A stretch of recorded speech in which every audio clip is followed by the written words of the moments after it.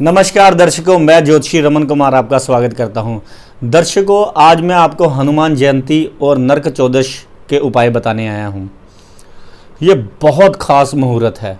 दीपावली के दिन जो चल रहे हैं, आजकल जो हालात चल रहे हैं, वो धन की कमी के कारण लोग बहुत ज़्यादा परेशान हैं। अब त्यौहार वैसे त्यौहार नहीं रहे। अब जहाँ से मदद मिलती है, जिससे भी घर में हमारे सुख समृद्धि संपन्नता और स्वास्थ्य आता है, वहाँ से मदद ले लेनी चाहिए। और ज्योतिष से ऊपर कोई भी ऐसा यहाँ पर धरती पर शास्त्र नहीं है जो आपकी मदद करता है और इमीडिएटली आपको फ़र्क पड़ता है। ये उपाय करने से आपको अवश्य ही भगवान जो है आपके रास्ते निकालेगा। पहले आपको पता होना चाहिए कि हमारे ये त्योहारों के पीछे लॉजिक क्या है, क्या कहानियाँ हैं, क्या कथाएँ हैं, क्यों ये मनाए जाते हैं। सबसे पहले तो मैं आपको नरक चौदश के बारे में बताता हूँ। नरक चौदश जो है दीपावली के एक दिन पहले मनाई जाती है।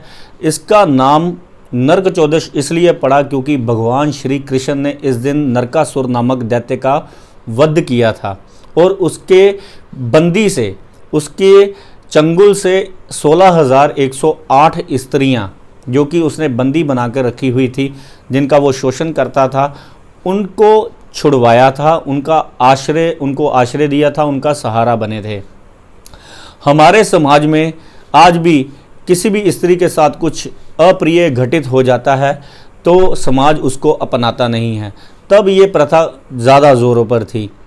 तब जब 16,108 जो कि नरकासुर ने बंदी बना के रखी हुई थी स्त्रियां, उनका कोई सहारा नहीं बनना चाहता था, उनसे कोई शादी नहीं करना चाहता था, उनको कोई अपनी बहन या रिश्तेदार नहीं बनाना चाहता था, उनको अपने कोई घर से, कोई आसपास से भी कोई गुजरने नहीं देना चाहता था। तब ये जो चीज़ थी वो और ज़्यादा ज़ोरों पर थी।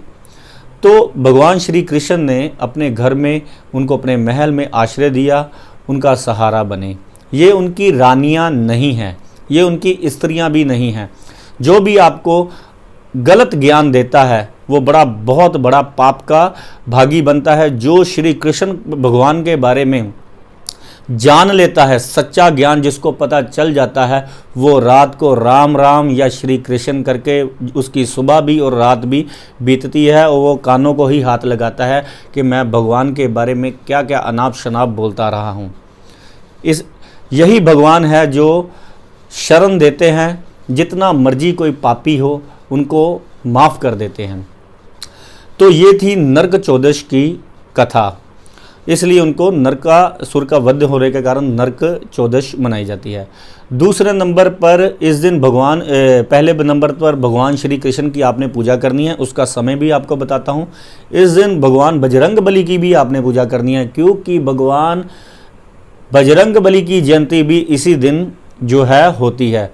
जो भी शाम को 6 बजे से लेकर 8 बजे, ये आज के दिन भी और दीपावली के दिन भी, जो भी 6 बजे से लेकर 8 बजे का समय सदुपयोग करता है, आपने क्या करना है, सबसे पहले अपने द्वार का पूजन करना है। 2 दिए आपने अपने दीवार पर जगाने हैं।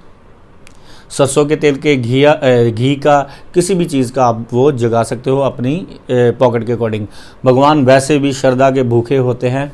आपने भगवान से मन में संकल्प लेकर कोई भी वचन ऐसा करना है जो आप निभा सको कि हे भगवान, आज के बाद मैं ये कर्म करूँगा। तो भगवान से वचन कर लेना है मन में, तब आपके दिन फिरने शुरू हो जाएंगे, अच्छे दिन आपके आने शुरू हो जाएंगे। लेकिन वो वचन जो है तोड़ना नहीं है। भगवान सज़ा भी बहुत बड़ी देते हैं वचन ना पूरा करने वालों की। ये वचन क्या होगा कि जैसे आप मनाना चाहते हो ये त्यौहार, वैसे ही आप दुनिया को भी, अगर आपके पॉकेट में भगवान कृपा बख्शता है तो आप इसमें क्या करना है, आपने सप्त अनाज अपने सर से 7 बार घुमाकर किसी गरीब को देना है। किसी भी गरीब लड़कियां, जो छोटे बच्चे हैं, उनकी खुशी का कारण बनना है। चाहे आप उनको मिठाई दें, चाहे उनको कपड़े दें, चाहे उनको पटाखे लेके दें, चाहे उनको पैसे दें, चाहे उनके घर में राशन का सामान पहुंचाएं। देखिए, त्यौहार वो है जो दुनियावी जिनके आप मनाने से दुनिया को भी खुशी मिले और आपको भी खुशी मिले। जो आप भगवान के आगे प्रार्थना करोगे, जो आप दुनिया को दोगे, वही भगवान आपको 10 गुना ज़्यादा वापस देगा। तो आपने द्वार पर 2 दिए जलाने हैं और श्री कृष्ण का पाठ करना है और हनुमान चालीसा या सुंदरकांड का पाठ आपने 6 बजे से लेकर 8 बजे तक आप करते हो। तो भगवान, जो आजकल परेशानियां चल रही हैं, जैसे कि मैं आपको बता दूं कि आजकल ऐसे हालात चल रहे हैं कि लोगों के पास बहुत धन की कमी है। धन जो है हमारे समय ने इस ऐसी जगह पर लाकर हमें खड़ा कर दिया है कि जहाँ पर लोगों की इनकम कमाई बढ़नी चाहिए, वहाँ पर लोगों की कमाई इनकम घट गई है। लोग जहाँ उनकी जो जॉब करते हैं वहाँ पर भी उनको तनख्वाह जो है आधी से आधी मिल रही है, लेकिन वो फिर भी कहते हैं शुक्र है कि मेरे पास नौकरी तो है। ऐसे हालात हो गए हैं, यानी कि कम से कम में गुजारा करने के लिए लोग जो है वो मजबूर हो गए हैं। मेरे को पता है कि ऐसे दुख की घड़ी में आपको यानी कि कौन से ऐसे उपाय दिए जाएं जिससे इंस्टेंट आपको फ़र्क पड़े, इंस्टेंट आप पर भगवान की कृपा हो। और आप देखिए, ये उपाय जो है पूरी श्रद्धा, विश्वास और मन से करने से ही फ़ायदा मिलेगा। ऐसा नहीं है इससे क्या होगा, उससे क्या होगा, कोई कर्म करना नहीं है, किसी को भला करना नहीं है और खुद अपने तिजोरियां भरने के बारे में सोचते रहना कहाँ से धन आए। लेकिन उसके लिए जो रास्ते हैं, जो शास्त्रों में बताए गए हैं, ये दुख जो है पहले भी थे, उनके इलाज जो ऋषि मुनियों ने हमारे बताए, वो दान पुण्य का रास्ता जो सबसे सरल है वो बताया है। लोग सोचते हैं गाय के पास जाने से क्या होगा, कुत्ते को रोटी खाने से क्या मिलेगा, गरीब की सेवा करने से क्या मिलेगा, जबकि करके तो देखिए। अगर 1 साल के बिटवीन आपके ज़िंदगी में ना चेंजेस आया तो फिर आप कहिए। मैं ये नहीं कहता हूँ कि ये करने से आपको रातों रात, अगर आप सुबह कुत्ते को रोटी डालकर डालते हो तो रात को जब आप अगले दिन उठोगे तो आपके सरहाने पर नोटों की गड्डियाँ पड़ी होंगी। ऐसा कुछ नहीं होता। हाँ, धीरे धीरे भगवान उसमें से, मुसीबतों में से निकालने के रास्ते आपको ज़रूर दे देते हैं। ये था नरक चौदश और जो हनुमान जयंती का उपाय। अब मैं दीपावली का आपको विशेष मुहूर्त बताता हूँ, जिस दिन आपने क्या करना है कि दीपावली आपकी, देखिए दीपावली के बारे में सबसे पहले आपको मैं ज्ञान दे दूँ कि दीपावली वाले दिन इतना ज़्यादा विशेष, ये दिन इतना ज़्यादा विशेष क्यों होता है। इस दिन सबसे पहले तो मैं आपको बता दूँ कि विष्णु भगवान ने नरसिंह भगवान का अवतार लेकर यानी कि हिरण्यकश्यप नामक दैत्य का वध किया था और प्रहलाद भगत की जो थी मदद की थी। यानी कि अपने भक्त की, छोटे से बच्चे की आवाज़ पर भगवान श्री विष्णु ने उसकी मदद की और दैत्य का नाश किया, मुसीबतों से उसको उभारा। दूसरे नंबर पर इस दिन राजा बलि को भगवान ने पाताल लोक का राजा नियुक्त किया था। तीसरे नंबर पर महाराजा विक्रमादित्य का राज्य अभिषेक हुआ था। चौथे नंबर पर इस दिन भगवान, आपको बता दूं, गोल्डन टेम्पल जो यानी कि हरिमंदिर साहिब के शिलान्यास इसी दिन ही हुआ था। इस दिन गुरु हरि गोविंद राय को जो है कारागार से मुक्त हुए थे।